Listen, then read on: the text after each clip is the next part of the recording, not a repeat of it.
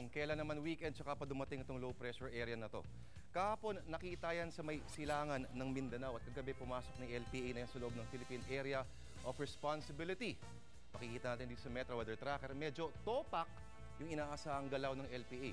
Mula sa may Mindanao, aangat yan sa may Visayas, tsaka lalabas sa bahagi ulit ng Mindanao. In short, sa mga kababayan natin dyan sa Visayas at Mindanao, ingat po tayo. Lalo na sa mga kapatid natin dyan sa Anilindol na Negros Oriental at Cebu.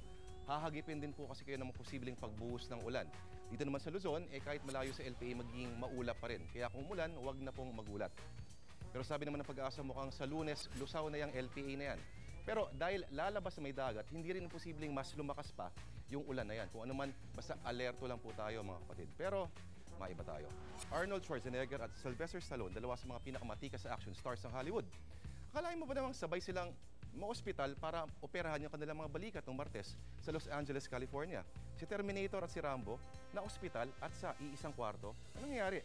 Nagsushooting pala sila ng pelikulang Expendables 2. Nako, ang action star talaga pag nagkakaedad nga naman. Oh. Pero, di gaya dito sa Pilipinas, pag ang action star, di na kaya nakatawan, nagiging dakilang mambabatas. At yan ang ulat pa noon sa ngayon. Ako po, si Lord de Vera. Natin kung itatanong natin, baka pagtawanan tayo lahat po ng tao halos nakatingin sa akin